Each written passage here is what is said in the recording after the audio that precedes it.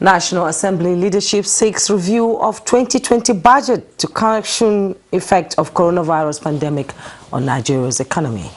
And the Federal Capital Territory Administration provides facility for isolation and treatment of COVID-19 patients. Nigeria takes delivery of medical supplies from Jack Ma Foundation to combat coronavirus pandemic. And in our conversation segment on Good Morning Nigeria today, we shall have an update on COVID-19 as well as urban planning and disaster management. Indeed, Kingsley, coronavirus, the world that has become a global term, transversing continents, race and gender. That's not all. COVID-19 has also left many perplexed, dismayed and even defenseless, Kingsley. That's right. Now, globally, cases of the pandemic have risen to well over 400,000, with the heir to the British throne, Prince Charles, adding to the number. The scale of ravage also keeps rising, with uncertainty looming each passing day. Now, the fatalities are well over 20,000 as well. Yes, and curtailing the spread of COVID-19, different countries have adopted the model deployed by China, the epicenter of the outbreak, by introducing strict measures of a lockdown to contain the spread of the deadly coronavirus. Indeed, in addition to what China did, we have also seen India joining that with a population of 1.3 billion persons. India, of course, is on a total lockdown. Nigeria on its own has also instituted a number of measures, mostly, of course, of a partial lockdown, crimping, as it were, social, political, and economic activities, plus the enforcement of a closure of land borders and the stoppage of flights in and out of the country.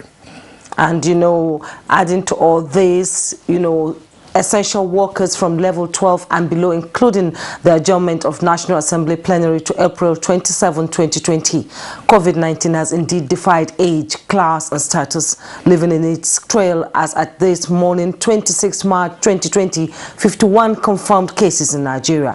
One of the cases is the governor of Bauchi State, Senator Bala Mohammed, following close contact with Muhammad Atiku Abubakar last week in an aircraft from Lagos to Abuja. The Edo State Assembly Speaker has also been tested positive amongst top echelon of the society.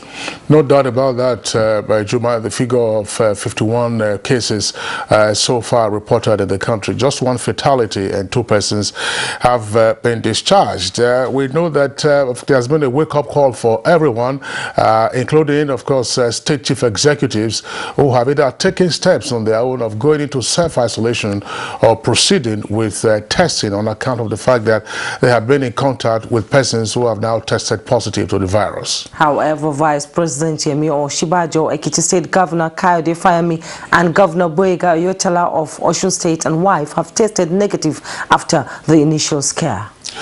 All right, of course, we are seeing a number of other measures that are coming in. Help is on the way also from outside. Nigeria has already taken delivery of medical supplies and other protective equipment donated by the Jack Ma Foundation. You can say that again, the consignment received Tuesday at the Murtala Mohammed International Airport in Lagos by the Nigerian Air Force on behalf of the Ministry of Health is part of measures by the founder Jack Ma, a business magnate, investor and politician, to assist 54 African countries to combat the coronavirus pandemic. Indeed, that's very happy news because we know that there's generally a global shortage of materials, equipment and testing kits that are required to help identify those who are in most need for treatment and management. But of course, we do know that in Nigeria, a number of efforts are also being made with regard to the provision of facilities. For instance, in Lagos, which has the highest number of persons who have tested positive to the virus, the Onikon Stadium is already being repurposed to serve as a makeshift or an emergency hospital in the event of a further spike in the number of patients who might require treatment and management. But all kinds of issues, of course, continue to arise. So a number of state governments have also announced measures with regard to curtailing the further spread of the virus. Kaduna, Rivers, and Kogi. Indeed, Rivers State did say that entry and exit out of the state will be forbidden with effect from today. Kogi State has also given same directive, and in some states such as Kwara, there's been a total ban on the use, for instance, of public transportation, especially the so-called Okada. But all of these are measures that we will, of course, will be discussing later on in the course of the program. On that note, we'd like to welcome you to today's edition of Good Morning Nigeria. I'm Kingsley Osadolo. And I'm Juma Yusuf. Many thanks for joining us on this edition. We have our complimentary segment, newspaper review, business, and so much coming your way this morning. We will now take the news highlight with Musbao Dan Wahab. Good morning, Musbao.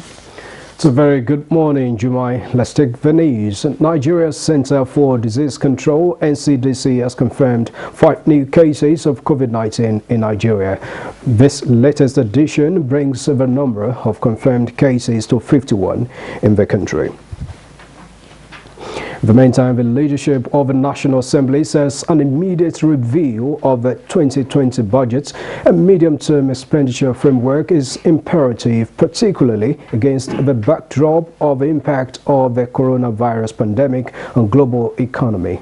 The meeting, presided over by the President of the Senate, Ahmed Lawan, had in attendance Speaker of the House of Representatives, Femi Gbajabiamila, some ministers and heads of agencies from the executive arm of governments who brainstormed on the impact of coronavirus pandemic on the Nigerian economy. The meeting specifically touched on the planned review of the 2020 budget and the medium-term expenditure framework and fiscal strategy paper passed late last year by the National Assembly. Minister of Finance Zainab Ahmed said prior to COVID-19 and oil price decline, the Nigerian economy was already fragile and vulnerable, and that the budgeted revenues for the Nigerian Customs Service have been reduced from 1.5 trillion naira to 943 billion naira due to anticipated reduction in trade volumes and privatization proceeds to be cut by 50% based on the adverse economic outlook on sales of independent power projects and other assets. Meanwhile, help has begun to come the way of Nigeria as the federal government took delivery of its first COVID-19 medical items from Jack Ma Foundation in China. Emmanuel Anyimiro at the cargo section of Nnamdi Azikiwe International Airport, Abuja, spoke to some officials about the items. This consignment first landed in Addis, Ethiopia. He sent a whole cargo of aircraft for all the African regions, and our own bit is what we are seeing here. It's about 20,000 test kits, about 2,000 gowns, and about 100,000 masks that we are using. That this virus is imported into the country, and everyone coming in has had to pass through port health. It underscores the importance of the value of these items, because the officers at the ports must be kept safe to be able to continue to do their work and keep the rest of Nigeria safe. A report from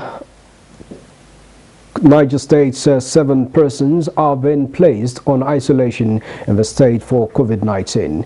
The State Commissioner for Health, Dr. Mohammed Makusidi, who disclosed these in Mina, says they are under self-isolation. When this plane took off in the UK, when they were airbound, we already have information that some people are going to come into Niger. So we're even ready. We started tracing who are these people that are coming. And the moment they arrive, after passing the checks at the airport, we also follow them down to where they are. Within 1 hour or thereabout, we also got the information and we swung into action, and we were in touch with NCDC and that person. The chairman of Nigeria Governors Forum and Ekiti State Governor Kaide Fahimi has tested negative to coronavirus. The governor, who isolated himself earlier, also advised his colleagues to undergo same. Correspondents report that apart from shutting the markets, the state government has evolved other measures to check the spread of the virus. At this time, the patient, which is the index case for Ekiti State, is stable. Presently, we have partners that have come to the state. Staffs in the ministry generally most of them are in their offices now, in compliance with the government directive. Taking precautionary measures. All our conveniences have soap and running water. And following the number of contacts with a lot of persons during and after the burial of his mother, the Kogi State Governor Yahya Bello and his close aides have embarked on self-isolation for 14 days as part of prescribed measures to curtail the chances of contracting and spreading the COVID-19.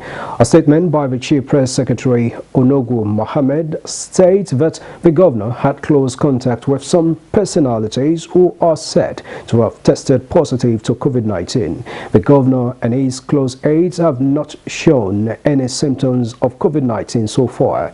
Governor Bello called on all citizens to observe social distancing and high level of personal hygiene. The Federal Capital Territory Administration has provided a facility in Idu district that will serve as an isolation and treatment center for COVID-19 patients should the need arise in the territory. FCT Minister Mohammed Musa Bello made this known during the inspection tour of the facility. As you can see, the most critical thing is that this place has a lot of space. We are talking of 5 floors. I don't think the whole of Abuja we have a building, a hospital facility that can accommodate up to 5 floors. More importantly, there is power here, constantly 24/7 from massive generators, and there is adequate water supply. So why we are here with the experts is to see if this place would be suitable for them.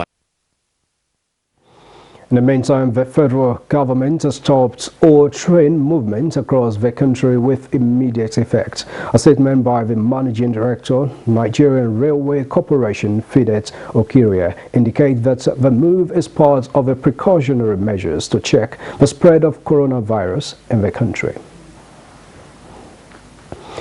That concludes the news highlight for now. Good morning, Nigeria will continue with Kingsley and Jumai after this break. Good morning. Not so fast. Look, I'm tired.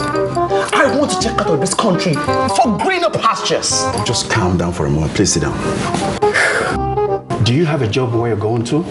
No, but someone is arranging, Listen, Alinko. Checking out of this country without proper planning means one thing. Unimaginable begin. I've been in the diaspora, but legitimately doing great things at home and abroad. As I've been saying, without the proper footing abroad, the risk is not worth it. Listen, Alinko, it's better to be home than be trapped abroad or even end up in prison.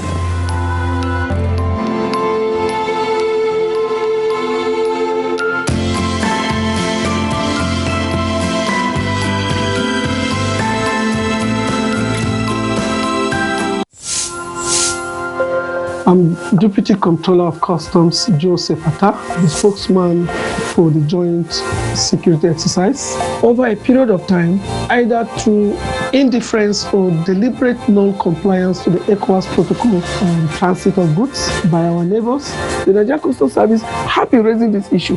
MOUs were signed severally. They were broken as soon as they were signed. We've seized over 32,050 kg bags of rice, and that is a huge impact. And then the fact that the coming in of this foreign rice has been completely shut down. We've gone around, we've received testimonies of farmers who, before now, found it difficult to sell one truck on a market day. These people say it now that those who could not sell one can now sell up to 20 trucks.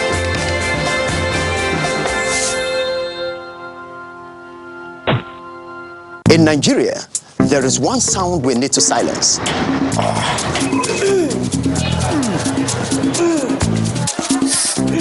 So let's silence toothache before it starts with Oral-B All-Round Protection. Its advanced technology helps prevent both tooth hurts and gum problems that can lead to tooth loss. It strengthens your teeth, giving them all-round protection. Because the only sound we really want to hear is that of our future. For healthier, stronger teeth in 1 week.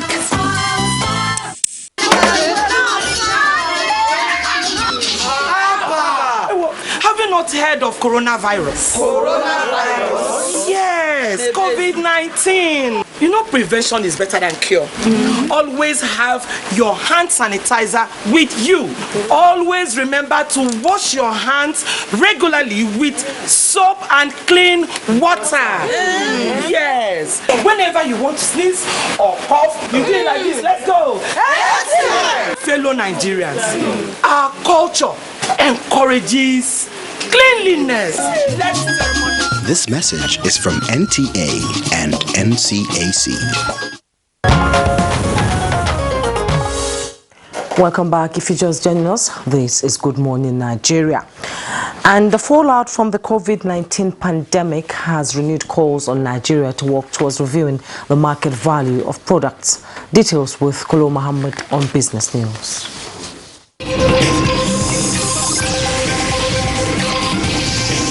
Hello, good to know you're there for business news. COVID-19 is putting the globe on a fast lane on the trail of vaccines, preventive measures, and cure. This is not only costing the world unimaginable sums of money, but also forcing employers to close shop, leading to epic job losses in the waiting. Imperatives are processed in order to defeat coronavirus, COVID-19. A Nigerian lawmaker says Nigeria cannot afford to not be serious about the fight against COVID-19. The issue of COVID-19 has now taken the whole world not by surprise, but has shown the whole world that we need to prepare. From the economic angle, it has affected this whole nations, not only Nigeria. Where you have seen today the stock exchange in New York, which also, as much as I can say, rules the capital market, has nosedived. You can see in developing countries like ours, the economy is shaky. Crude prices have gone seriously down. We've not seen it this way. Even after the Cold War, it has not been as bad as it is today. We are in another third world war, economically.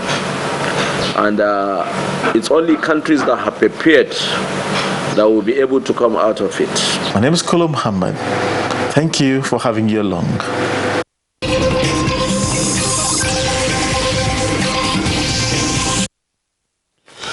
All right. Thank you very much, Kolo Muhammad, for the business package. Next for us is newspaper review.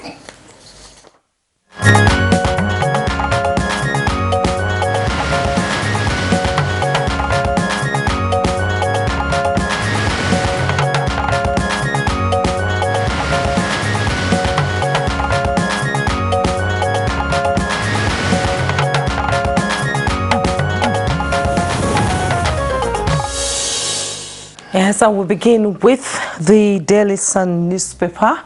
Just beside the earpiece of the Daily Sun newspaper, Atiku urges federal government to distribute 10,000 food subsidy. You find that story on page 9.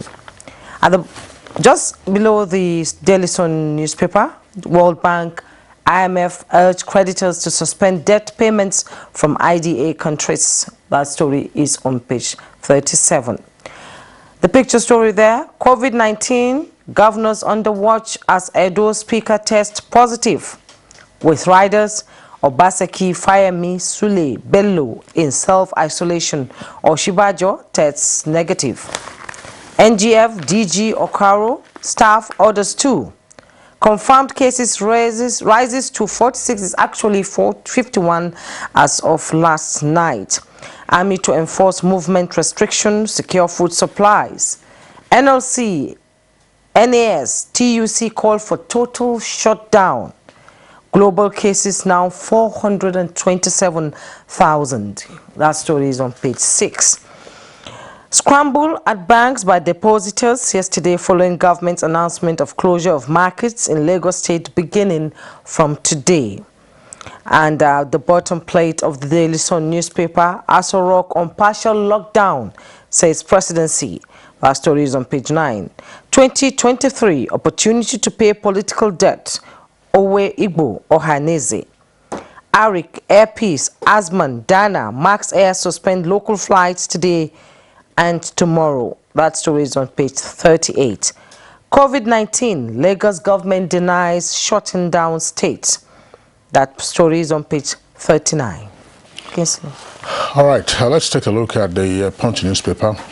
Some of the headlines from above the nameplate of Punch says security threat. NCC begins removal of 693 hazardous masts. Details on page 23. National Assembly meets Ahmed, Emefiele and others over failing economy. That's on page 16. And Villa coverage, PDP and CSOs knock Buhari for barring Punch and others. Page 17. Disquiet in FRS as board sacks directors. And then 2 earpieces there. Ex-NNPC official jailed for 6 billion naira fraud and forfeits property. That's page 38. Airpeace, Arik and others suspend domestic flights. That's page 23. Now the late story is on coronavirus. London party attendees go into isolation as 2 guests die. Okoya, Oshoba, Abiodun, Shagaya, Obe, and others at Justice Oguntade's birthday.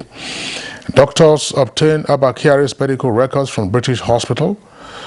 Those speaker test positive, Baseki, Faime, and Sule in self-isolation. Cases rise to 51. Rivers, Kogi, Oyo, and others shut states' borders. Then you see the photograph of the scene at the airport where the military officers were airlifting medical supplies and kits from China, donated by Jack Ma. Details of that story can be found on page 41. Police arrest Casino gang who robbed and killed couple. That's page 5. And Zaria FCE ex-provost, that's Federal College of Education ex-provost, arraigned for fraudulent diversion and phony contracts. That's page 38. Kaduna bans Okada tricycle until further notice. Details of that can be found on page 11. And then NNPC spent 218 billion naira on alien refineries in 2019. Gunmen killed 3 siblings and 2 women in Plateau. That's page 39. And Paris Club refund. Pay firm 13.3 billion naira. Court orders casino. Details on page 11. That's right. Yes. And Kesley, still on coronavirus, we've just been talking about it all this while now. The world is scrambling to try to curb the spread of the virus. I hope they get it under control. We now have the... Yeah, just, you know, part of what we are seeing elsewhere around the world, for instance, Italy, of course, remains the country with the highest number of fatalities. Spain has also now taken the 2nd position with the highest number of fatalities, and China, which was the epicenter, Wuhan in particular, which was the epicenter, isn't recording as many cases as was seen. Now, the greater concern for China has to do with persons who are importing the virus into China itself, rather than with local or community transmission. And indeed, life is gradually returning to normal, you know, in parts of Wuhan. But we've seen also the total lockdown in India. India has the world's 2nd largest population, 1.3 billion people. So India is observing a total lockdown, and that's going to be so for quite a while, to ensure that the numbers do not explode well above what they are supposed to be in a position to manage. In in Africa, the highest number of cases can be located, of course, in South Africa. And South Africa, by later today, will be also getting into a total lockdown, which is going to last for some weeks. South Africa has a number of over 700 cases. The figures jumped yesterday from about 550,000, from about 550 rather, to well over 700. And so they're enforcing a total lockdown. So in Nigeria, we still have 51 cases, but the most important thing is to identify persons who are carriers of the virus and then get them into quarantine as quickly as possible before they get to mix with the rest of the population and then spread the virus. Now the lead story for the Punch newspaper, which has to do with the London party, says attendees go into isolation as 2 guests died. Now the details can be found on pages 2, 11 and 40. Now what was this London party? The Nigerian High Commissioner to the United Kingdom, retired Justice Oguntade, celebrated his 80th birthday, and that was, of course, in London. Justice Oguntade is a retired Justice of the Supreme Court. There were a number of persons, a number of very important dignitaries who attended that bash, and it took place in London. Now, it turned out that at least 2 persons who were at that party died, and of course, in the light of what's playing out with regard to coronavirus, there have been insinuations that perhaps they succumbed to coronavirus or they had underlying ailments that accelerated their demise. And so all those who were at that party, as I said, there were a number of very important dignitaries. Okoya, that's a businessman in Lagos. Oshoba, that's former governor of Ogun State. Abiodun, that incumbent governor of Ogun State. Bola Shagaya, the very well-known businesswoman. Ebenezer Obey, who played at the party. Yes, Ebenezer Obey and others were there, Adele Momodu and so on and so forth. But there's been no report of any of these other dignitaries manifesting symptoms of COVID-19. A number of them, of course, have gone into self-isolation, and I believe that they will be coming out of it pretty shortly, following the 2-week self-isolation that ordinarily they would embark upon. We have seen a number of cases that have been indicated of persons who are proceeding to self-isolation. Yes. Governor of Edo State, Governor of Ekiti State, Governor of Nasarawa State, on account of they haven't been in contact with persons who have now tested positive. Yes, and the scramble at the banks by depositors in Lagos, closing the banks. Is the bank actually going to be closed down? No, what has happened? There's been no formal closure of all banks. Yeah. What has happened? It's also happened here in Abuja, by the way. EcoBank announced that one of its branches at Wuse 2 will be closed because the victim of the COVID-19 had visited the branch, and then also advised persons who then subsequently came to the branch to self-isolate. Now, there have also been 1 or 2 other cases of branches of banks in Lagos where persons who were now confirmed to have had COVID-19 had visited. So the banks have taken the preemptive measure of closing down those branches, not all of the branches in the city. So it's not clear. I think that the banks themselves ought to issue a statement as to what is happening. We know that airlines, of course, are suspending their flights because of very low passenger traffic. It is not only in Nigeria, it's worldwide. I mean, worldwide. You can't fly profitably if you do not have the requisite number of passengers on your flight. But we have also seen, I don't know how this is going to play, because I think it calls for better coordination. There's a presidential task force.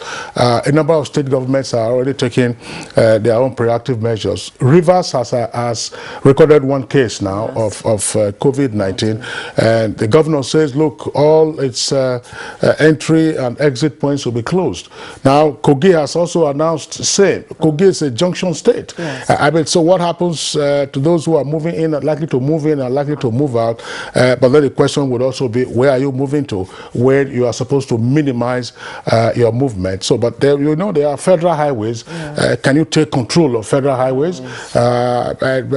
Governor Wike of Rivers did say, fine. I mean, if we would not accept any person who is flying in from into Port Harcourt, you can fly in. We can't close the airport, but if you land, you can't have access, you know, into the city. So we think that all of this should be coordinated, the presidential task force and the state authority, so that there's perhaps, you know, some uniformity, or otherwise there's some certainty as to what to expect at certain locations. Okay, now let's go to the editorials. It's coming from the Nation. CBN's Alexio. The Apex Bank's interest rate cut is an anti-COVID-19 shot in the arm. And they say this is an important time for government to see the role not only to stimulate productivity among the so-called captains of industry, but to reach down to the strings of companies of the lower cadre that employ a majority of the workers in the country. As the central bank governor explained it, the reasons for extraordinary financial interventions are a no-brainer. Hence, Godwin Emefiele noted that the pandemic known as COVID-19 has a paralytic effect not only on the lifestyle of every citizen, but also on the economy, which essentially is his fault. Yes, well, that's a very significant point that the editorial is making in terms of the elixir that the CBN is provided. But the critical question is, who is the target of these measures by the CBN? Who are the ultimate beneficiaries?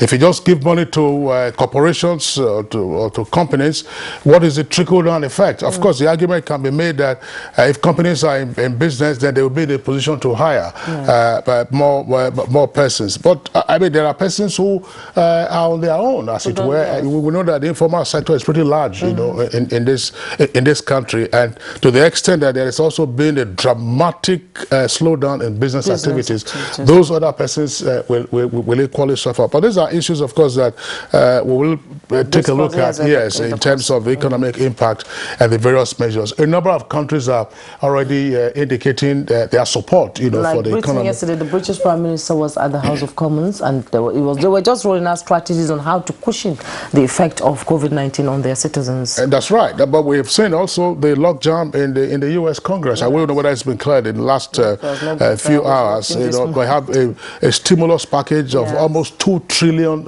US. I mean, something that has never been seen in the history of the U.S. But the key argument should be who should be the target of such a stimulus package. So that does it for our newspaper review segment. We'll take a short break now. Nigeria is our country, and it's the only country we have. Irrespective of religion, tribe, the heroes of our past did their best to take Nigeria to where it is today. It will be unfortunate, I repeat, unfortunate, absolutely, if we don't keep Nigeria intact. We must put our differences behind. We must let everybody know that human beings cannot live together without some differences. But at the end of the day, our country is Nigerian. It must always come first. Get ready for the Unity Challenge reality TV show. Coming soon.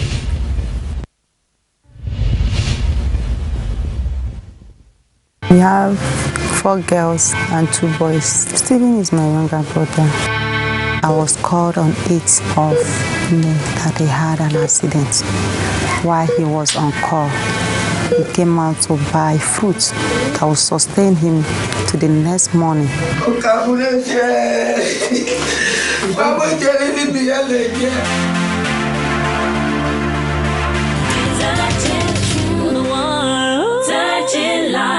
The coronavirus, also known as COVID-19, has been declared by the World Health Organization as a global pandemic. While clinical trials are ongoing for a vaccine and a possible cure, there is no known treatment for the coronavirus. Nigeria has recorded some of these cases, and people are advised to take these preventive measures to keep themselves safe and contain the further spread of the virus.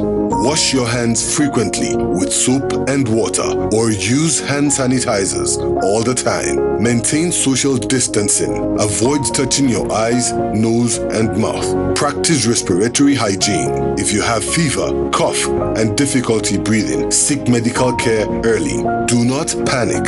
Stop the spread of unconfirmed news. Follow the official government news outlets and report all cases immediately. This message is brought to you by the Nigerian Television Authority, NTA, Africa's largest television network. Welcome back. If you're just joining us, this is Good Morning Nigeria, and we have two topics to discuss today. We'll take a background, and now when we return, the conversation begins.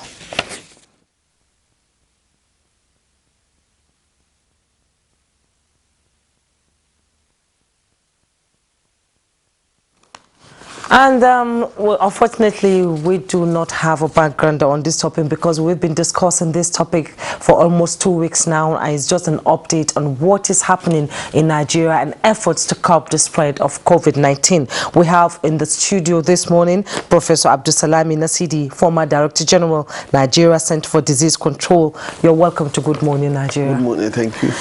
You know, it's 51 confirmed cases this morning, and it's spreading. The problem now, the question on everybody's lips is where, when, and how. How are we still managing the spread of this COVID-19 that we're having now?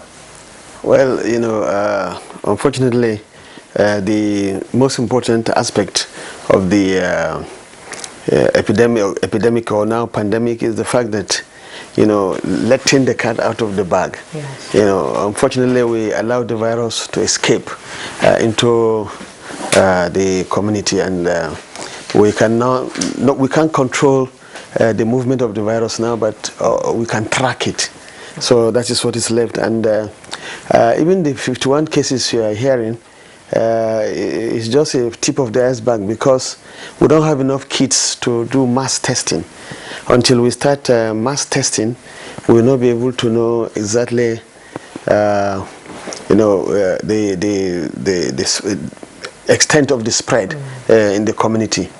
Then also the states that are having the cases now, you know, some of them, you know, are lacking in, you know, their capability to actually do the full tracking. So a lot of workload is on NCDC, and the NCDC, they are trying very hard, but you know, the personnel and logistics to do all this is not easy. Okay, so we got a consignment of medical supplies provided by Jack Ma, the business magnate. How timely is this consignment? It just arrived in Nigeria, and do you think it will trickle down to the states and the local governments too? Will it be enough?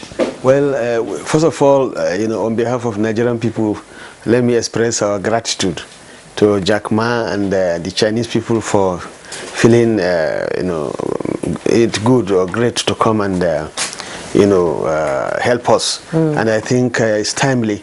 And I'm happy that he has shown that the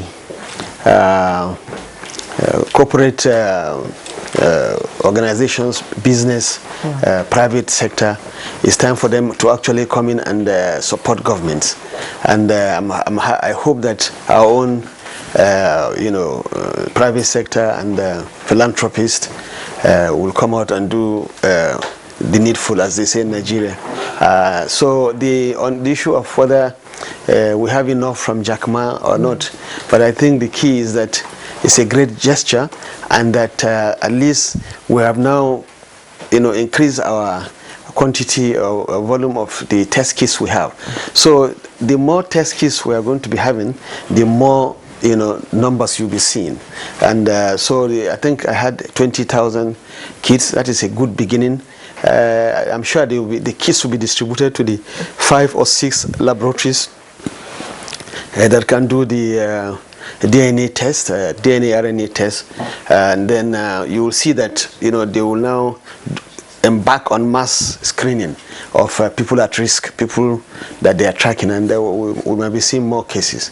The other supply that Jack Ma has given to us, I don't know the formula that will be used, but at least we shall see that we are now beginning to build up our strategic stock. So every country that is challenged by this virus should start thinking heavily on building a strategic stock, because not a single state can cope alone. Not a single country can cope alone. Cope alone. So the earlier the country starts building the strategic stock, the better. That is really having the Nigerian Center for Disease Control to now have a big stock of all the weapons we need to fight this disease. Well, Professor Naside, you say all the weapons that we need to fight the disease. Part of what you hear more commonly from Europe or America, which of course both are suffering heavily, from the impact of COVID-19. They keep talking about respirators. Do we have enough respirators, or should that now be another source of investment? Unfortunately, we don't have enough respirators for this emergency. With the number of respirators we need, so many. What we have at the isolation wards are so limited that it should be a top priority for the Nigerian government to start working with everybody, including private sector and the other countries, to start, bringing in a lot of respirators, because if you don't, and the number of sick people start increasing, and that will mean that the people that we need artificial respiration will increase. And if you don't have, that means you watch people dying. And so it's a topmost priority. I'm sure the task force will make this a priority and start thinking of how to bring, these respirators, other life-saving equipment into the country. One of the comments reported recently has to do with that suggestion by Alhaji Aliko Dangote. It was canvassing the use of private laboratories for testing, for COVID-19. Are there any protocols or restrictions on the use of private laboratories rather than the government-controlled laboratories for testing? So, as I said during the last time I was here with Professor Alashile, that it's time for us to expand the use of other laboratories, not necessarily those under the Federal Ministry of Health or this, but we have, first and foremost, many laboratories that can do these tests under the Livestock Department of the Ministry of Agric. We have some of them under the Ministry of Science and Tech, which I mentioned, especially the one at OD in Bayelsa State. And then we also have private sector laboratories, and we wanted to actually talk about it with Professor Lashile the previous time we came here. And during the Ebola outbreak, we used private sector laboratory. They did very well. In fact, almost 60% of the health delivery service in Nigeria are handled by a private sector. So Alhaji Aliko Dangote is absolutely right. And that's why I said if we build stock and we have a lot of kits, we can now start actually distributing to all these laboratories. The WHO yesterday at the press conference, the Director General of the WHO said that the public must be effectively prepared for critical measures. What does that actually mean? Well, the critical measures will mean that if it becomes, an explosive situation, they might have to, introduce enforcement For instance, if case fatality rates start increasing, number of people coming down with severe infections start coming down, that means the government will have to come in. And you have seen that in Italy they had to bring the police, the army, the other law enforcement agents to force compliance with public health rules and regulations.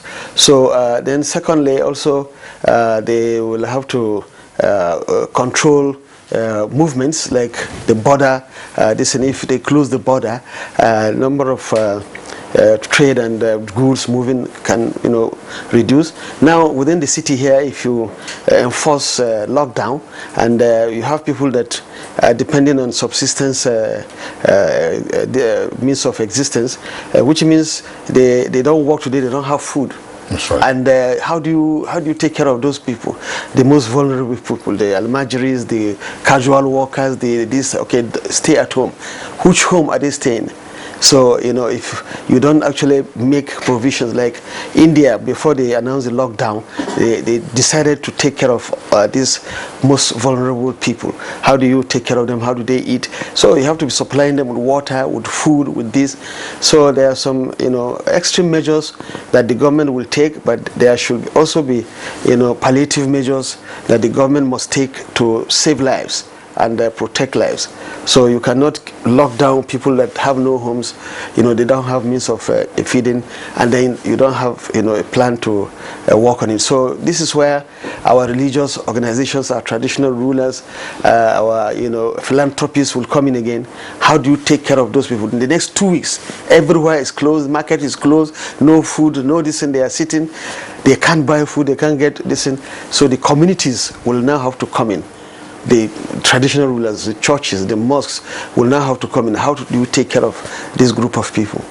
And if you can't control them, if you don't take care of them, you can't tell them not to move. That's right. Well, Prof, incidentally, yesterday on Good Morning Nigeria, one of the issues we dealt with was coping with isolation and lockdown. We had the Force Public Relations Officer and the Civil Defense Deputy National Public Relations Officer. Now, the police outlined the various measures that they would take and their expectations and the circumstance. But, the point emerged that law enforcement under the current circumstances isn't normal, in the sense that you just might be dealing with persons who are carriers of the virus. So are you going to use the typical law enforcement mechanism of arrest, and then you bundle them into your vehicle, and then the man starts sneezing or coughing? What in your opinion should also be the requisite precautions that law enforcement officers would need to take in enforcing maybe a partial lockdown or compliance with regulations? For instance, some state governments have said no Okada, no tricycles, or if you are going to use a tricycle, you don't have more than 2 passengers. So how do you deal with that? What is the arm's length requirement so that you don't become infected yourself, assuming those who are scofflaws are already carriers of the virus? You're absolutely right. The key is to prepare the law enforcers and keep them safe, and that's what I think the task force will be doing now. If you have to get the police to come out or whatever, civil defense and all this, and then you have to get a special ones that have trained how to keep themselves protected. You have to give them the special masks and gloves that they have to use. They can't go into the population without using those masks. If you see from the social media the type of kits that the law enforcement are using in Italy, in China, then secondly, they have to keep distance. They can't. There's no more coming too close and say you are arresting, you are putting an anchor. That means you will go to the same isolation ward together with them. So if you see what is happening now, even in India, they keep all they need is restrict your movement. Say you can't pass this line. If you don't comply, they usually have this gas, defense, tear gas or whatever. But they can't use the tear gas. They can use the gases. This to sterilize, like with hypochlorite, and force them to stay. In fact, in India, there, they force them to do this jump and all this, and start singing that they are law-abiding citizens. They want to save their country. So there are safe methods of law enforcing. They have to use safe methods of law enforcing. Then, okay. No, please go ahead. Yes. Then, the most important is that usually the law enforcers, when they are taking these measures, should move with healthcare workers, public healthcare workers. They don't go alone, because in the process of actually enforcing the law, the public health law, not the criminal law, the public health law, they might see somebody that might be in distress, and from there the healthcare workers will know what to do. Have we seen an example of this? I mean, it's usually when you have a disaster or some conflict that you normally would find healthcare workers accompanying the law enforcement agents.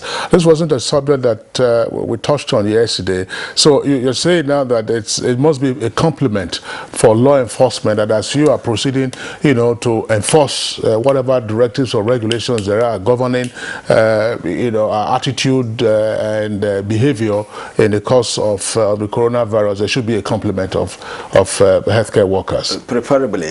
For instance, where you will have the breakdown is those areas you have vulnerable people that if you say, okay, don't move out, stay home. They say, we don't have home.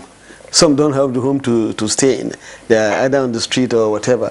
So how do you get them to comply? The best way is, do like the IDPs.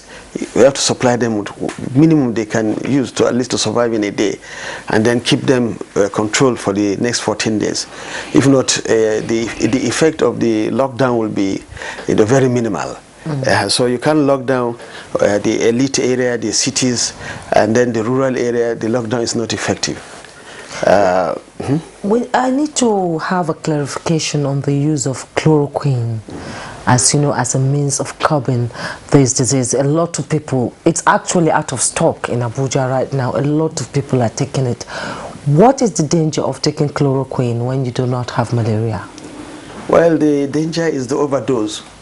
When the artemisinin-based anti-malaria drugs came, the first thing that the world celebrated was that, okay, now we have anti-malaria drugs that have very minimal side effects. The chloroquine has very serious side effects. First and foremost, if there's an overdose, it can affect the heart. There are many cases of heart attacks and failures, due to chloroquine. So it's dangerous for anybody to run to chloroquine if it doesn't have any symptom, it doesn't have any prescription. It's good to keep it, but not to take it without prescription. Then, secondly, it can also affect it gives you wrong confidence that, if I have chloroquine, even if I sneeze at this and I will take it, I will not have severe disease. So you might end up actually having both the severe pneumonia and then also the side effect of chloroquine. It's just like when we had the salt bathing during the Ebola. The effect of that salt was so much that some people died from taking ordinary salt. Some were bathing with the salt, and some overdosed their salt in the food. And so we don't want the Nigerians to make that mistake. Don't use chloroquine at all, except the doctor says so. Yeah. Professor Nasidi, tell us something. There's some jubilation for those who have taken the test for coronavirus, and the result turns out to be negative. Yeah. But is that the end of the story? Namely, does the fact that a person has tested negative now necessarily confer immunity against coronavirus? Not at all. And this is what we should actually be bringing to the notice of the public, that it is good if you come in contact with somebody that is carrying the virus, and then they rush you, they test you, they say, oh, you are negative. You are negative for now. In China, they go again for second test. But because we don't have enough reagent, that's why we're not going for the second test. Maybe after 1 week, you can become positive. So no jubilation. the people must be under watch, very close watch. And if there's evidence that you have come into contact with somebody that is carrying the virus or sick, then it means that you must be tested more than once. So no say, oh, yeah, we tested this man, is negative, we are jubilating. That is very dangerous. Secondly, there are cases now where people that even had the infection and then cleared the virus can be reinfected. So we're not sure if the virus confers effective neutralizing antibodies for you not to be reinfected. So that means you are sick and you are now healed, you are out. Don't overjoy and think that you are now protected, you can't catch the virus again. Evidence are showing that some people can get reinfected. So I don't think we should be jubilating. So it's the same rule, I would presume, but it's a question I'm asking, that would apply to a person who is emerging from self-isolation 14 days. The fact that you are coming out of self-isolation does not mean that you cannot contract the virus when you come into contact with a positive carrier. Yeah, you might be lucky that you have effective protection. Your body can react, your immunity can react, and you'll be protected for long. But some people, their protection level might not be so strong. And if they overjubilate, they don't follow the public health recommendations again, they might be brought back to the isolation ward. Okay, talking about tracking, those people that must have come in contact with people who have been positive, like in Kogi State, the burial of the mother of the Kogi State governor, you can imagine the multitude of people there. It's going to be like a political gathering. And people that are at the center with the governor will come out, their political friends will greet them. How do you track such a case? First and foremost, we have effective tools in our surveillance system. And what we did, again, I'm using the Ebola experiences, even if you don't have, if you are not rich, you should not actually live poor. You can be not rich but living rich as a rich man. That is, if you don't have the other tools that others are using to do what they are doing, use the cheap ones. For instance, during the Ebola, what we did, we had large volume of people who were supposed to follow, and we didn't know how to start because we didn't have enough reagents to test and everything. So we brought thermometer and give to all those that have come into contact with the patient and give them notebooks and said, please take this and test your temperature in the morning and in the evening. This is what we first introduced this worldwide, and it's now used many places. And you can't even believe it, even the thermal scanner, we first introduced it into public health. And other countries followed. I presented it in Geneva, during that Ebola period. So, we use these systems that, let's start, with the small temperature thermometer. Take your temperature in the morning and also take in the evening. If you start seeing your temperature rising, please tell us. It was so effective. So effective. The first cases, the contacts that started coming down with the Ebola disease, they diagnosed themselves at home. The moment one of them starts seeing that my temperature is going up, not even yet feeling bad, they quickly reported to us. We took the person, and the next one was a doctor, the female doctor. And she started recording. She told her mother, look, I think I'm sick. My temperature is going up. I have to go to the hospital. So what is wrong with you? She said, I have Ebola. Mother said, no, it can't be Ebola. He said, but I have contact with the patient, and my temperature is going up, and so on and so forth. So what I think we should do, all this large volume of people, all these people who are following the governors, and so on and so forth, maybe we should start with that. There's the second point is that now we have reagents from JACMA.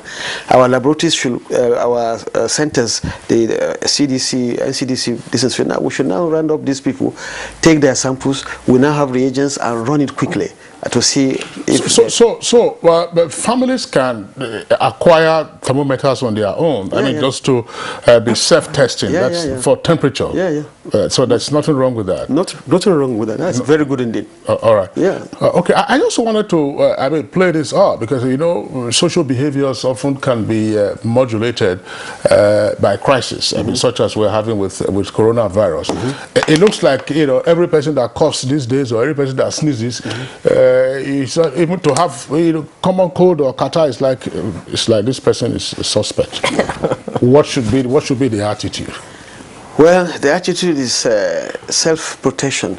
It's a reflex. It's a natural defense system. Anybody who wants to survive, or doesn't want to die and all this, he has that. The symptoms of a killer disease or a disease that can kill is when you sneeze, when you cough, when you spit this and out, you could be having that disease. Of course, anybody who sees anybody having that symptom will run away, whether it is the real corona or just common flu. So you wouldn't know what it is. So, but there shouldn't be discrimination, stigma. Because that can be really dangerous also. In the Western world, what they are doing now is if you sneeze out by mistake and all this, people will move away, but the next time they will come back to you to say, please sneeze into your armpit, elbow, into your elbow or into your coat, whatever, or if you have a handkerchief, and so on and so forth. So there people started immediately teaching others that say, listen, we don't want you to sneeze out because you could spread the droplets and will get infected. I just wanted, Juma, this is occurring to me now. In terms of managing, the situation, which is a bit fluid, even though we still have 51 persons, who have tested positive. With the partial lockdown and the fact that some categories of officers have been asked to stay at home, you'd say Abuja is a bit quieter now, and I'm sure some other cities. We're just getting into the farming season. Some persons will say, okay, since you have too many people in the urban areas, let me migrate to the rural areas. In terms of public health and management, what kind of precautions should we begin to take right now if people are migrating from urban to rural areas to say, look, let this be a cooling off period? Are they likely to go with the pathogens to the rural areas? What should the local authorities themselves be doing? Absolutely. That is the danger of movement of diseases. If we shouldn't look at the coronavirus as if it's an urban disease. If it enters a country, it affects everywhere. Especially, as I'm talking to you now, those who bring the food to the market come from the rural areas. In the evening, they go back to the distance. So the spread might be that by the time they are going to the rural areas, if the virus is there already, they might not be the people bringing it, but they might even acquire it in the rural areas. So the best thing to do is, start talking to people like we're doing now to know that they have their own how will I say, they have to defend themselves, they have to know what to do. So anywhere they go and they see that there are increased number of people sneezing, coughing, there's evidence that some people might be having the symptoms of coronavirus and all this, and they should report, go near to the nearest healthcare centers. They should involve the state epidemiologists. The primary healthcare centers now are very functioning better in Nigeria. So they should immediately, anywhere, either in the urban area or in the rural area, they should engage and go to the healthcare centers to report. Okay, thank you so much. On that note, we wish to thank you, Professor Abdulsalami Nasidi, former Director General of Nigeria Center for Disease Control. It's been a pleasure having you give us your input on how to curb the virus. Thank you so much for coming. Thank you very much. We'll take a break right now. When we return, we'll begin our discussion on urban management and disaster management. We'll be right back.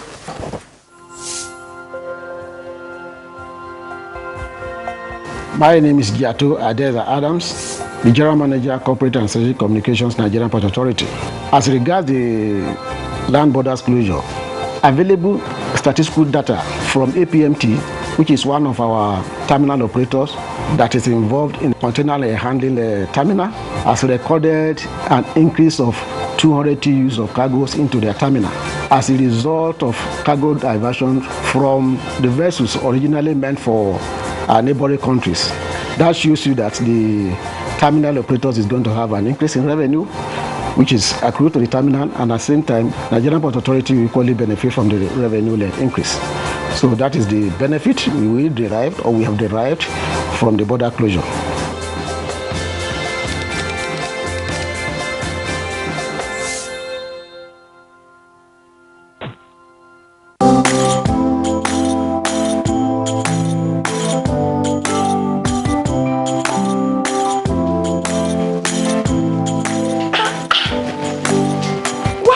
people sell imported materials here. As beautiful as the shop is. Auntie, buying foreign goods does not help our economy. Neither does it boost local production. And the good thing is Nigerian-made products are high quality. And to make Nigeria great again, that is why I only sell made in Nigeria products. Because change begins with me. I'm convinced. Change begins with me too.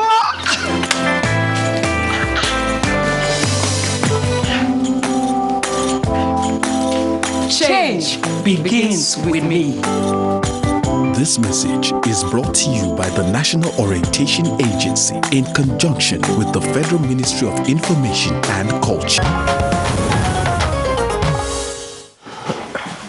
You're watching Good Morning Nigeria, reaching you on the network service of the Nigerian Television Authority. Certainly nothing prepared residents of Abula Ado in Lagos, that's to say on the 15th of this month, when an explosion rocked the community, leaving casualties in its wake. Reports from our correspondents indicated that some buildings collapsed with their occupants trapped in them, while others were gutted by fire. Well, according to the National Emergency Management Agency, NEMA, there are at least no fewer than 23 persons who died from that particular incident. Scores were injured and well over 50 buildings were either destroyed or damaged in the blast. Amongst the buildings, of course, was that hosting the Bethlehem Girls College, where the principal of the school, Reverend Sister Henrietta Aloha, lost her life while trying to rescue students of the institution. Quite sad, Kingsley, and the narrative trailing the course of the inferno has been diverse and widespread, with so many coming up with different claims. However, the Lagos State government and the Nigerian National Petroleum Corporation official statement indicates that an articulated vehicle carrying stones was about entering a street but got stuck, and in the process of getting out, ruptured the NNPC pipeline within that corridor, which led to the explosion. All right, of course, it's clear that what happened was that, Juma, you had a gas processing plant in a residential area, a gas processing plant probably adjacent to a pipeline, NNPC pipeline, conveying products at any point in time. So you have a cocktail of issues that didn't quite conduce to the safety of the persons or the buildings in that particular environment, and that's why the impact was so devastating as we saw. In other parts of Lagos, of course, we have also had pipeline fire incidents, and these ones have also resulted in fatalities. But the question, of course, has to do with the co-location of industrial or semi-industrial activities and residential areas. We, of course, going to get into the heart of the conversation after this background report by our correspondent Abdul Malik Adio.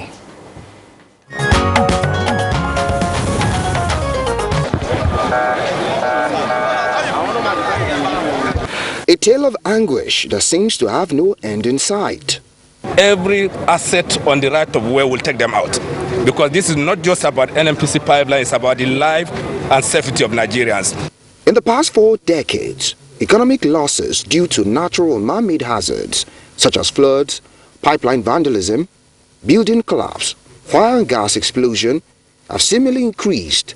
Perhaps about 1,000 meters away from the pipeline, so that no human activity may come around it. Disasters such as this pose serious challenge on the economic environment of a nation, with its attendant consequence resulting in major loss of human lives, migration, epidemic, and livelihood. We have to create awareness of, as in the danger that can occur at any time. Please, it's good to be conscious of especially gas. Experts say one very important but frequently ignored aspect of disaster management efforts in Nigeria is risk assessment and crowd control, which has been a source of concern for decision makers at different levels of government in ensuring sustainable regional development. In making plans and decisions about disaster prevention and management, experts are of the opinion that consideration ought to be paid to spatial features of disasters by using geospatial technology land use management, and remote sensing offer mechanisms. This, they say, is to centralize and visually display critical information during an emergency, which can be a versatile tool in building capacity for disaster reduction and preparedness to ensure sustainable urban development. On Good Morning Nigeria, we shall discuss the vulnerability, preparedness, and coping strategies of experts in urban planning and disaster management in the wake of Abule Ado explosion. All right, many thanks, Abdul Malik Adio, for that background. Here with us in the studios now to discuss this issue in further detail, would like to welcome Surveyor General of the Federation, Surveyor Adeniran Taiwo. Pleasure to have you with us on Good Morning Nigeria. Good morning, Nigerians, and thank you for having me here. Okay. Also with us in the studio is Town Planner Zaliha Ahmed, Director, Urban Regional Planning, Federal Capital Territory Development Authority. Well, thank you so much for joining us. Thank you.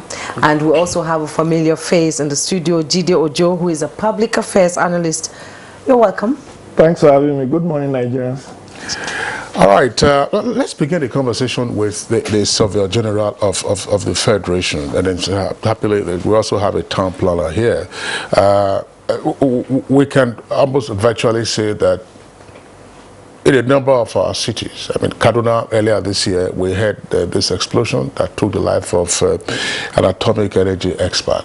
In Lagos, the incidents are fairly frequent. Elsewhere, the incidents are also fairly frequent. You just find co-location of business, industrial, residential.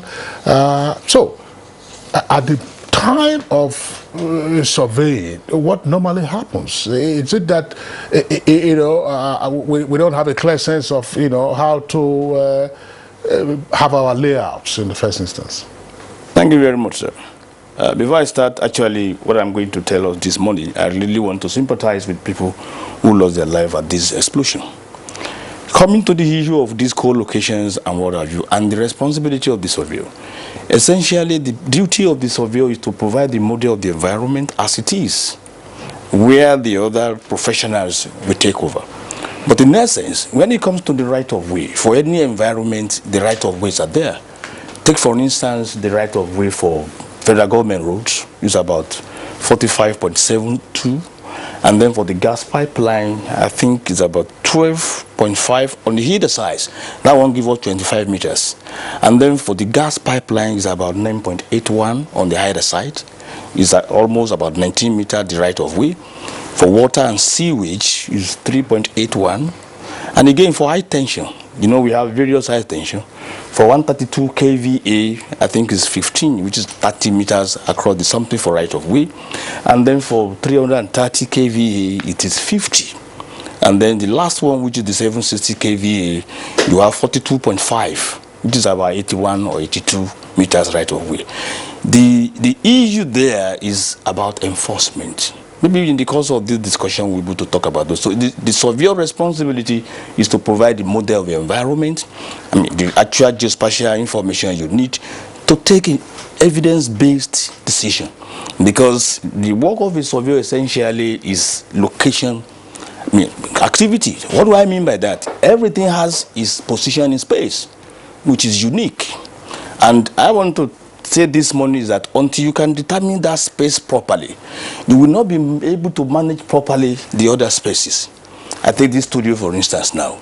You are sitting down there, she's there. For instance, I want to bring a very big equipment that I want to bring into this place.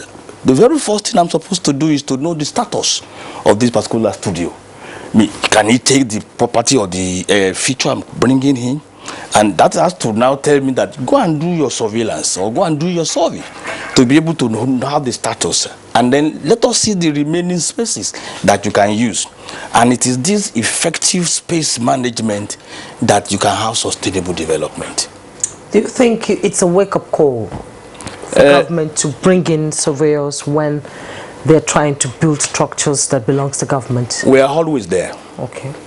Because no saying government. We have federal survey before my office, before Office of Surveyor General of the Federation. And I want to tell you, surveying activities have started in the country before even the amalgamation of Nigeria. So we have been doing surveying. And very interesting again, the colonial master, when they were coming here, they came with their surveyors.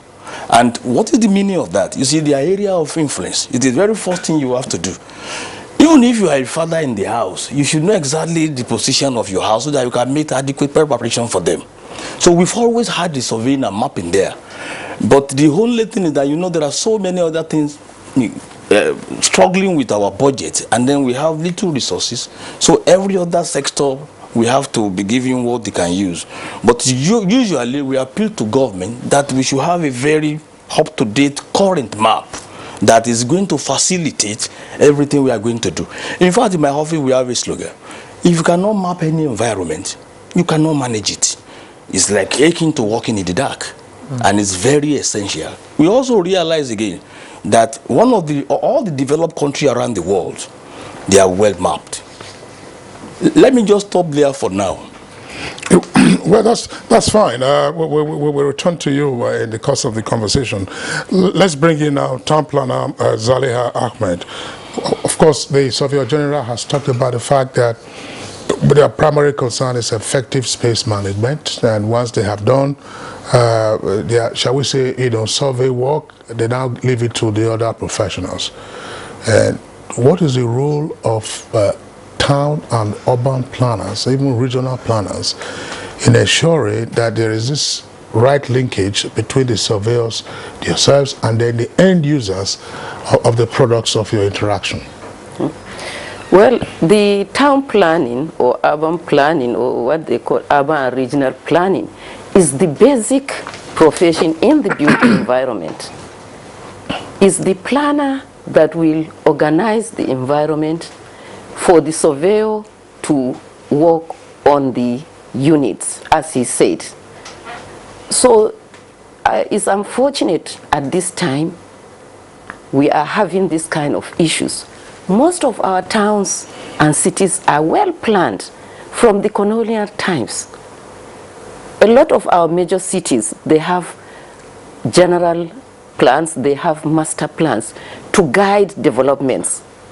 And especially coming to the Federal Capital Territory, we have a very good document that is supposed to guide the coordination of all activities on the space. But as the Surveyor General stated, we don't have base maps, up-to-date maps to work on. Most of the times we have outdated maps. Therefore, it's either difficult to have current planning. Where we have the planning, we don't have the resources to implement the plans as they are planned. We always have issues of inadequate funding. Coming back to FCT, I think the last time the FCT was having the base map or flying over was in the 90s. We have been, the director of survey and mapping in the FCT has been trying to get this done so that we have up-to-date base map, so that we'll be able to even monitor settlements, monitor our plans, monitor the implementations, but it's always very difficult in line with our lean resources.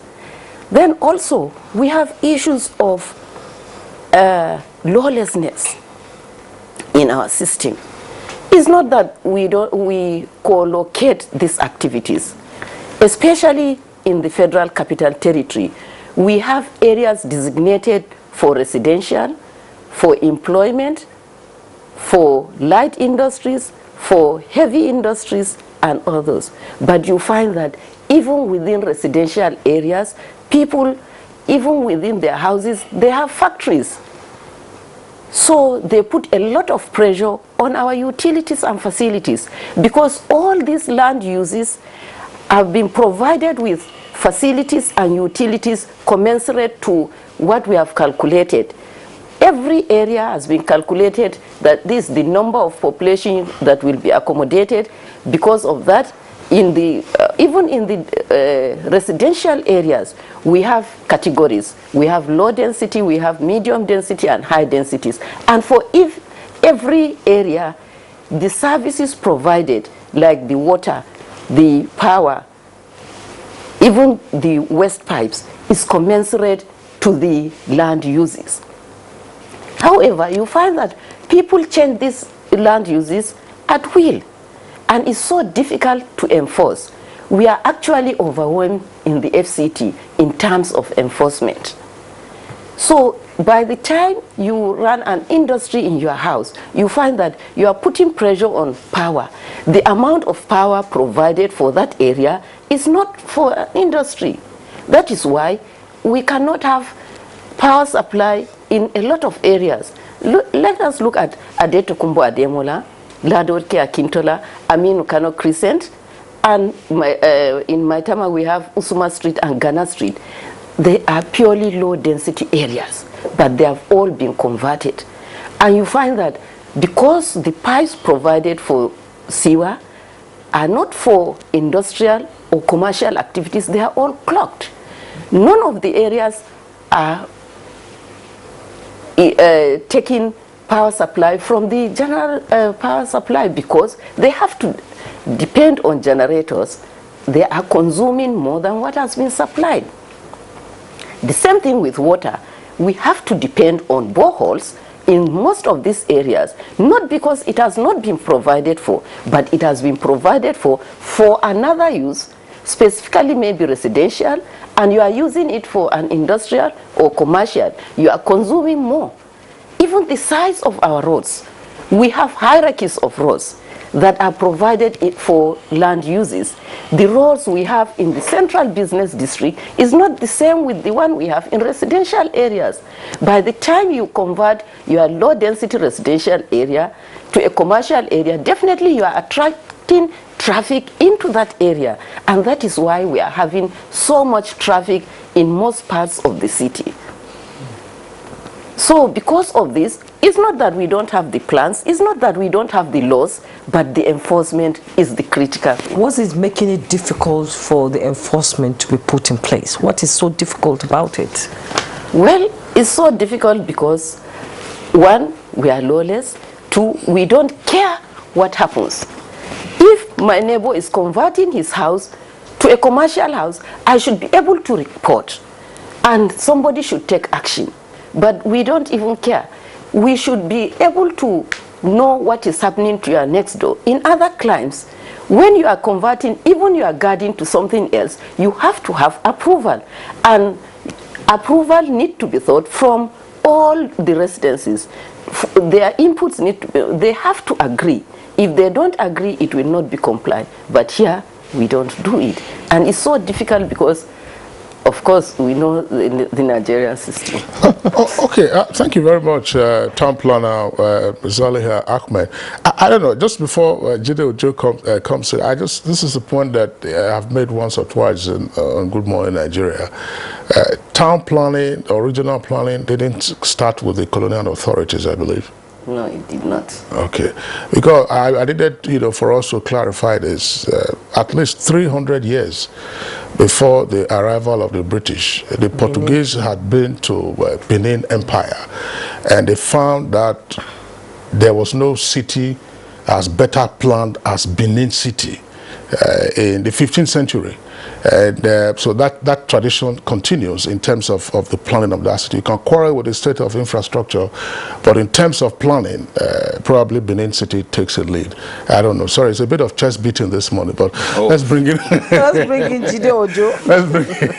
let's bring in Jide Ojo. Jide Ojo, I mean, we're talking about a number of points that have been raised. You can see not focusing on the right kind of investment or properly resourcing government agencies so that they can do their work. Mrs. Ahmed, the town planner, has also talked about the element of lawlessness and put all of this together as a cocktail: lawlessness, under-resourcing of agencies, and uncontrolled planning, and then disaster every now and then. Well, in addition to what my other colleagues on the panel have said, I will raise two key critical points. First is lack of coordination among relevant agencies that are involved in urban planning. So they are working in silos more or less. Office of Surveyor, either Surveyor General of the state or the federation, and then the town planners, and then the approving authorities for some of these buildings. I was taken aback when I saw the number of shopping malls that is existing along the Banex axis. Yes. And in spite of what we had with Emma Plaza, when Boko Haram insurgents, bombed that place, you have had a couple of new high-rise shopping malls springing up, even when there are road congestion already. If you, at the peak period, if you want to traverse that axis from Maitama General Hospital down to Banex, Ostoma, on your way to Gwarimpa, you can spend an hour in traffic because the number of shopping malls there, almost everyone who has a shop there has a car. The customers will bring their car. So how do you want to move? That is one. So who approves those buildings? Or were they springing up without approvals? This is even in the face of government officials. So if those buildings were not approved, why were they not brought down? So I think corruption also plays a very key role. People get compromised to get approvals. We know we have GIS, we have all the approving authorities. Once you line the pockets of some of these officials, they look the other way. Water planes does not matter, high tension wire, they will just say, there is a lot of need for housing, so you can't give this much space for high tension wire. Forgetting that the day it will snap and take lives, it will not announce previously. So corruption plays a key role, lack of coordination plays a key role. Then I agree with lawlessness, but the lawlessness aspect, who is supposed to enforce? The enforcement agencies are also compromised along the line. Once it's a big man that owns the building, you forget it. Oga, just do it very softly. Don't let my Ogas come. Maybe at night, just remove the signpost that you are doing water in this area. When they know. So I think all these other factors combining with lack of sufficient resources, human and material resources, to ensure proper. I mean, we've had the Surveyor General saying that they do not have up-to-date maps. Aja was telling us that the last map they have, this is FCT that was created in 1991. So if the last updated map was in the 90s, that means almost immediately after you have the movement from Lagos to Abuja, no resources was made available for updating of the maps. And we have always missed timelines for many of the things. And that brings us to the issue of census. Do we have up-to-date census figures to be able to appropriately plan? Because I'm familiar with FCT. All these many new settlements that have sprung up, are there appropriate and adequate planning for them as to the number of people who can live in these settlements? So we are working on guesstimations.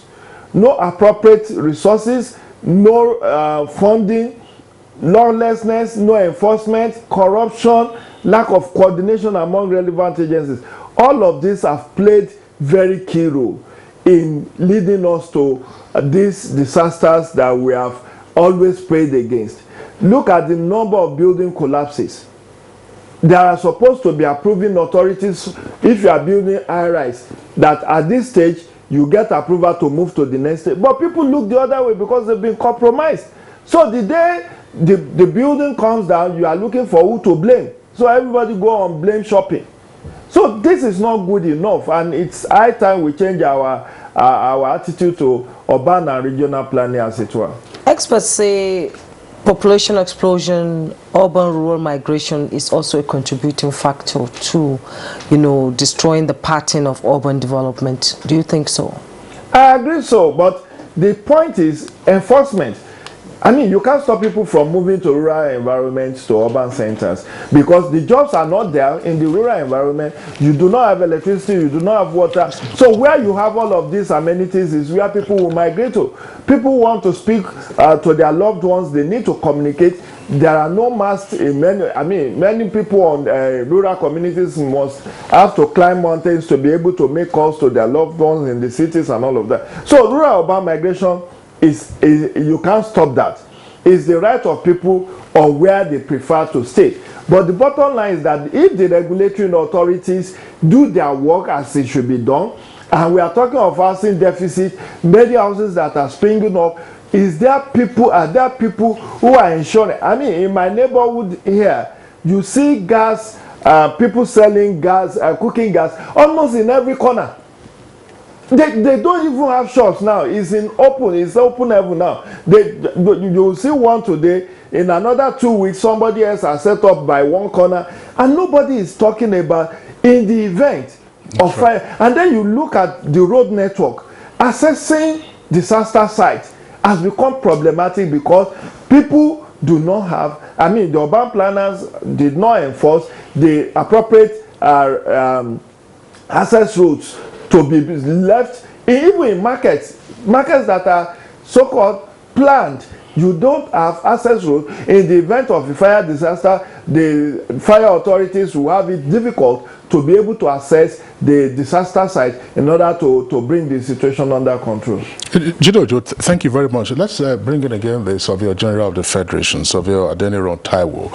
Jido raised the issue of the professionals working in silos. That is to say, the surveyors will do theirs, town planners will do theirs, the other law enforcement officers will do theirs. The fire service is not brought into consideration. I mean, the examples given of Wuse 2, for instance, I'm sure if the federal fire service or the FCT fire service were to go into Wuse 2 and some of these locations, all of those plazas will be closed down because mostly on the face of it, they are not fire compliant. Why are we having this continuing silos arrangement? Silo mentality? Let me correct one impression quickly. It is not exactly so. I give an instance. In the Surveyor General's office, we have an extra ministerial now. And we have surveyor in water resources, we have surveyor in works and housing, we have surveyor in transportation, we have surveyor in environment. And essentially because we realized that for every human activities or every developmental processes, we wrote the memo to Federal Executive Council in 2005, and through the council conclusion, I think number 8 of the 17th meeting, it was approved. The office became an extra ministerial department, and we have units in all these places I've mentioned. And we have been taking charge of the activity there that is related to surveying and mapping. I personally worked in water resources, and I know some of the intervention that we did while I was there. It is not that we are working in silos. No. In fact, we even have Association of Professional Practice of Nigeria that actually comes together, and each and every one of them, they work together. But the issue we really have is that the appreciation of geospatial information in the country is very low. And from our hand, we are doing our advocacy. Since the little time I got to this seat, I've told my colleagues that we really need to go out there and tell people exactly what we are doing. Even the literates, they don't really understand what exactly is surveying and mapping. Again, I told them that, gentlemen, we have to make impact.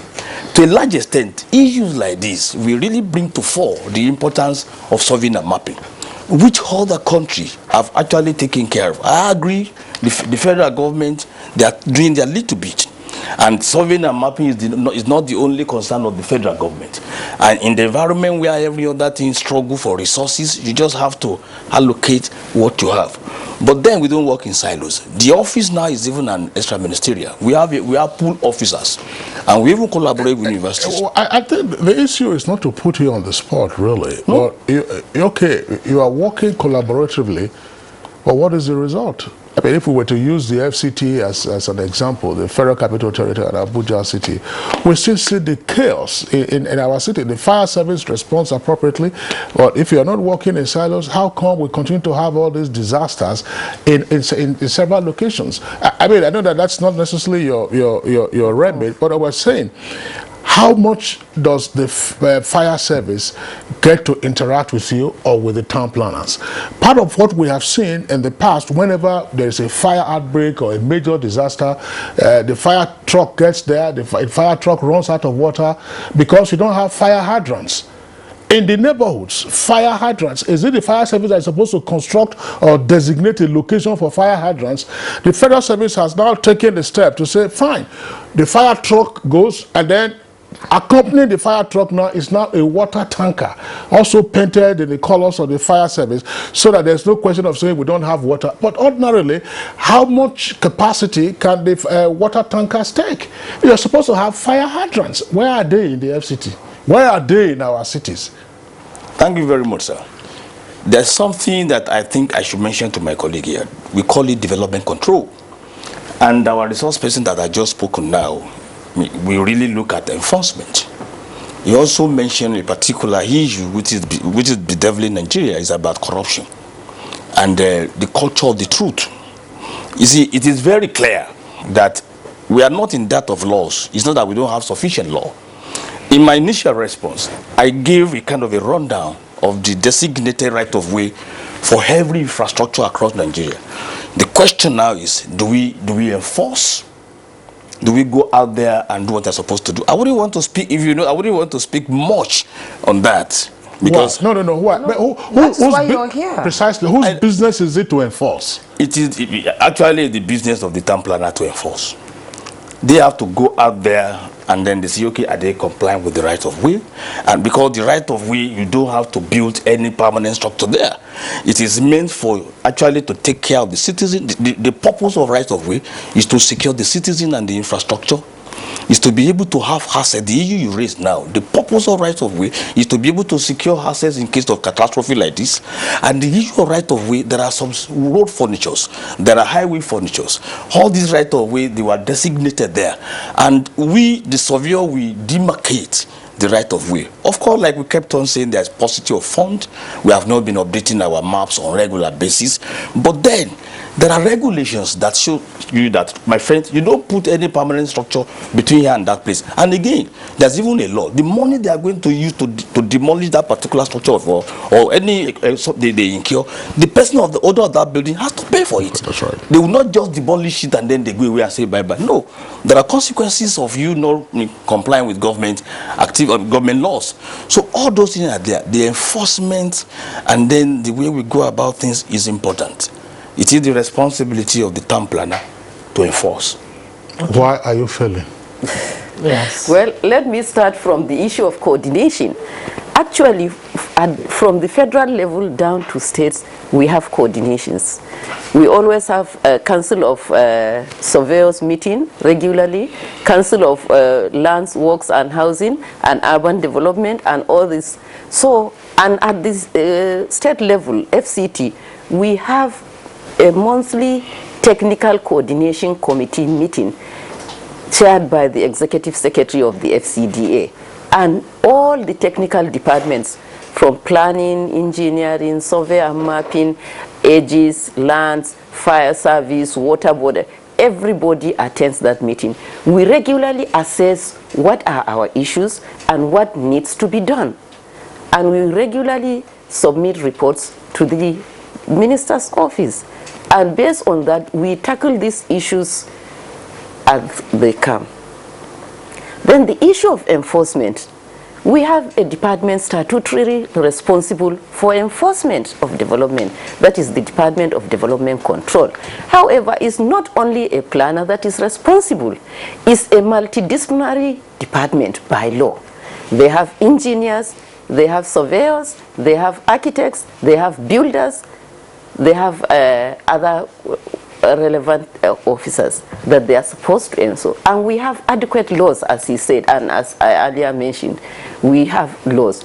But first, what I said is we are overwhelmed, because if you don't have enough manpower capacity, you don't have enough funding, and you have interferences, definitely there's a limit.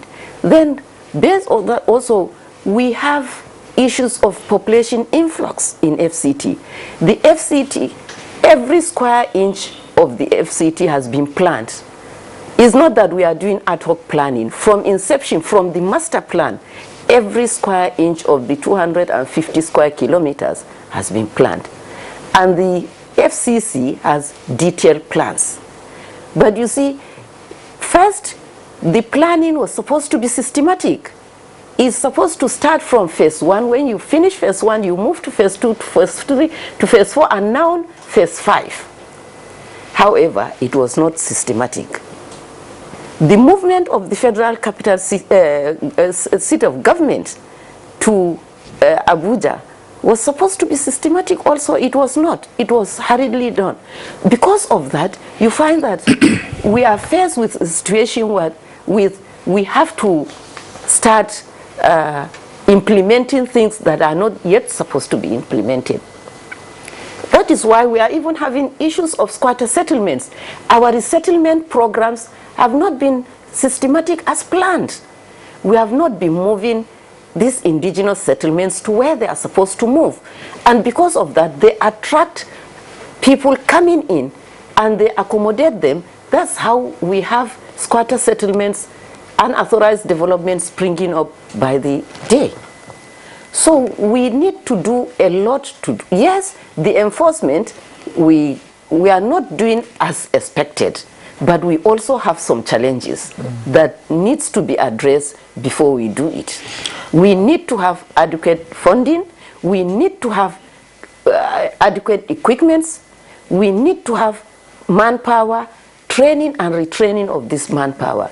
As I'm telling you now, even the Department of Development Control, they have limited capacity to carry out enforcement throughout the Federal Capital Territory. I just wondered, I mean, if you're taking off all of these challenges and constraints, is that farewell to planning and then welcome a disaster? Anytime disaster strikes, you know, if we're able to cope, fine. If we're not able to cope, well, it's the will of God. I mean, because you can see the urban chaos that we face throughout Nigeria. I mean, you will find some areas are designated. Oh, this is a new city XYZ. Go there after 5-10 years. I mean, everything is every place is overrun. Why are we like this? Pedestrian walkways, even in the FCT Abuja here, pedestrian walkways have been turned into parking lots. I mean, what is the? Are you with me? And then you are looking to see. I keep talking about fire hydrants, for instance. Where are the fire hydrants? You begin to ask the question: where's due diligence? But can I come in again here? Sorry, let me conclude. Yes. You see, based on what you are saying, that's why I earlier said, our citizens, our residents needs to be proactive too, to protect our environment. It's not only the responsibility of government or government officials.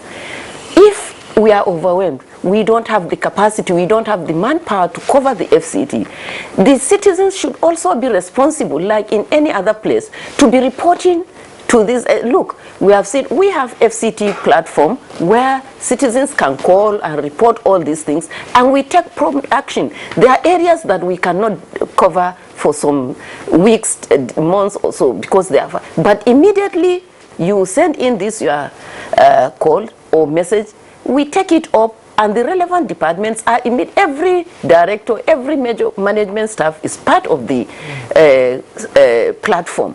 Immediately any issue is posted, the relevant department or the relevant director takes it up. So we should safeguard our city. We should also safeguard our environment. If you see anything happening somewhere, report it. If it has not been taken care of, report again. Definitely the minister will get to know, the permanent secretary will get to know, the executive secretary will get to know, and all of them will definitely take action against the officers who are supposed to do this thing. I quite appreciate what the town panel was talking about. Apart from development control, we need more advocacy. Ordinarily, even when somebody actually trying to help you, you should also know that this is a river, and we have areas susceptible to flood. the people should be able to know that, look, my friend, this is high tension. We need more education for the people. We need more advocacy. And of course, like we said initially, we need to map Nigeria on a regular basis. There's a particular map we call large-scale township mapping. With large-scale township mapping, and you monitor it on a regular basis, some of these things could be monitored and be enforced. Because the moment you are mutilating the master plan, it will be very visible there. Even if you want to actually do approval and all those stuff, they'll be able to see it there. Of course, I believe that the money to do it is very enormous, but we can do it in phases. I remember in 2003 or thereabout, we had a proposal for the large-scale township mapping of Nigeria. We call it a kind of an evidence-based decision-making tool, which you also mentioned. Again, if you want to do any transaction on land, it's happening over advanced countries. I want to buy land from you. Now, I don't really need to come and get all the information from you. There are transactions already recorded on a large-scale township map, which is the responsibility of the Office of Attorney General to provide. But we need a fund to do that. You alone can just go on the platform, you buy some little subscription, and then you search the land you wanted to buy. And then you will see all the transactions there. Who owned the land first and other owners. So these are the issues. I want us to realize that we need more education for our people, which is advocacy.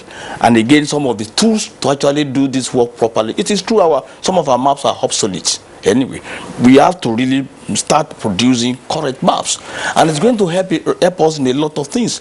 The other day, Lagos mapped the whole state, and their revenue jumped from 7 billion to 21 billion. I'm not sure it's not the secret. You mentioned one issue just now, housing deficit. Some 10 years ago, our housing deficit was 17 million housing deficit. Later, I went for one training or one program about 2 or 3 months ago. We were being told that it is 22 million housing deficit. What is the reference they use? How did they get to know? It is with particular decision-making tool, the large-scale township map with the population and all those things that will let you be able to determine how many people out of our population are homeless. And when you can be able to calculate that, then you will know that this is our housing deficit. It is not something you just guess. So we need some of those decision-making tools. And then we need to be updating our map on a regular basis.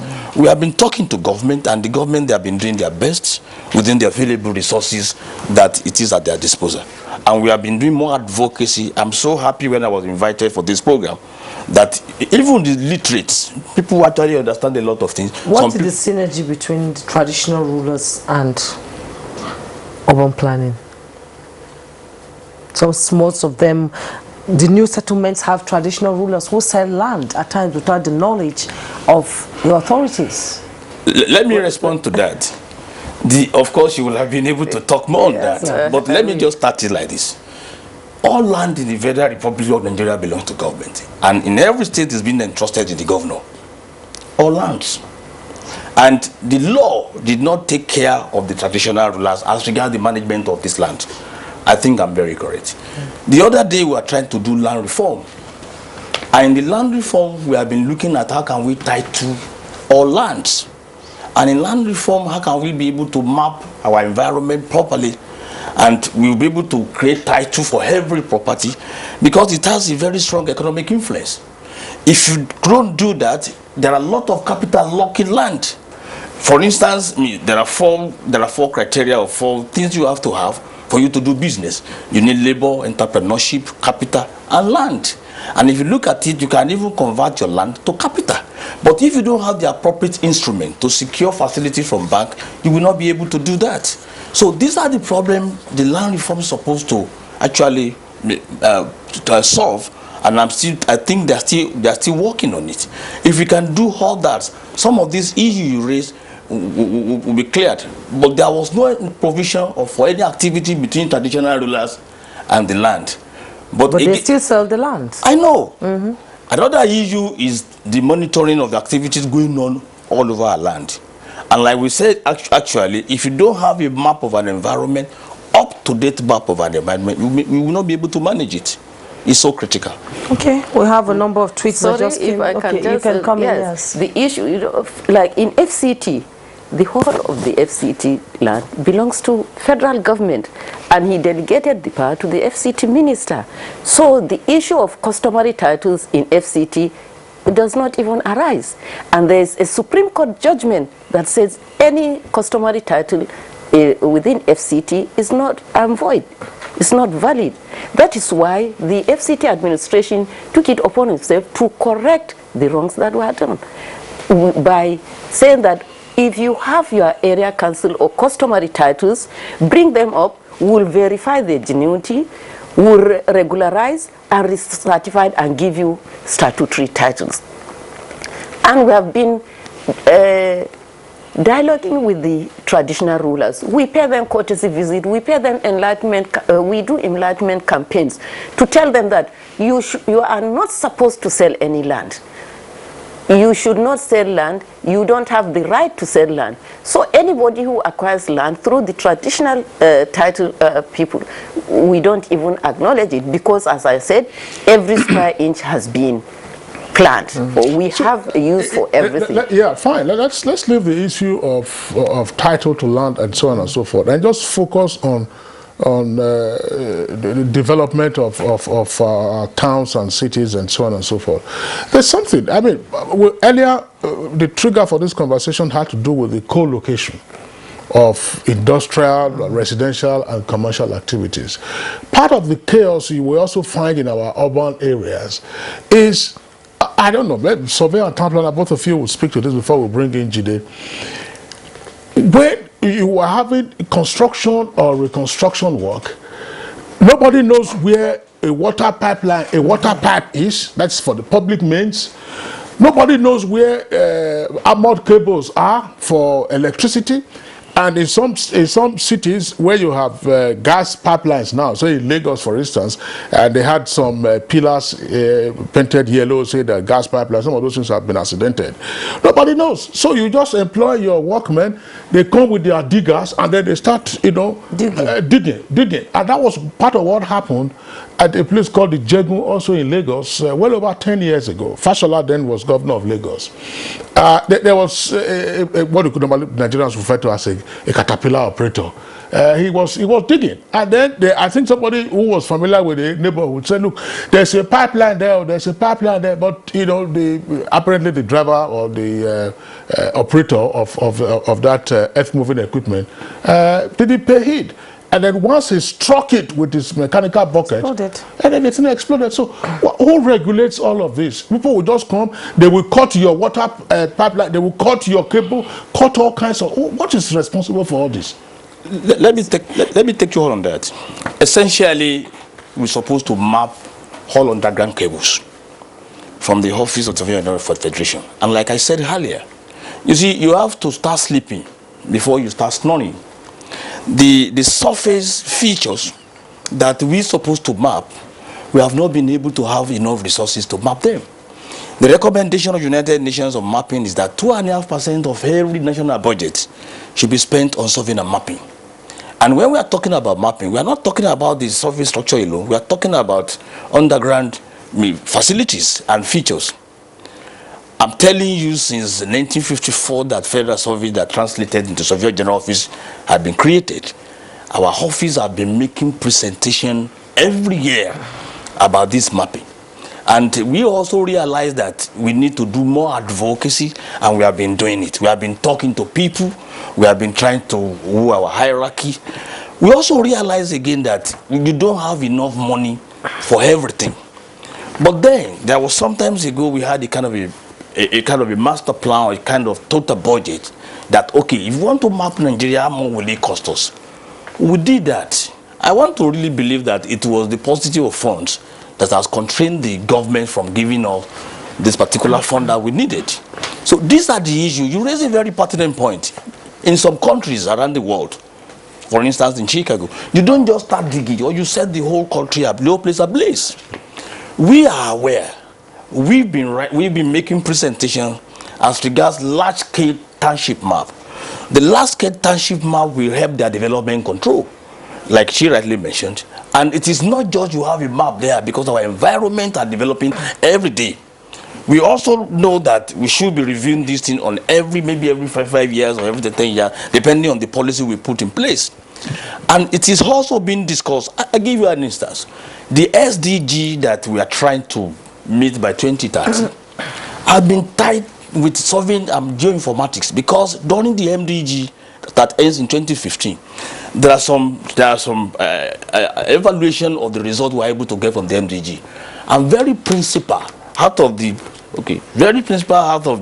issue that deterred the MDG is the geospatial information. So now the United Nations GGIM have instructed that every activities in the 17th agenda of the SDG has to be integrated with solving and mapping for us to be able to realize that objective by 2030. And we have been working on it. Jide, when you hear all of these stories, as I said, is it fair to planning, fair to regulation, and anytime disaster strikes, we take it as it comes? Well, for me, I think the time for lamentation is gone. The time to organize and think without box is what I will encourage the Office of Auditor, Office of Surveyor General to do. There are international donor agencies that I think it should be speaking with to say government does not have all the requisite funds, but we also are challenged. So I don't know if they can commercialize some of their activities to be able to raise IGR, to be able to fund some of their activities, and government itself needs to take this very seriously. I think the presentations annual that has become an annual ritual that government doesn't seem to be paying attention. When we should not be just debating this issue when disaster strikes. We don't know where next is going to happen. And I mean, Kingsley, you made a very, very key point. This issue of underground cable, I've seen that in my neighborhood.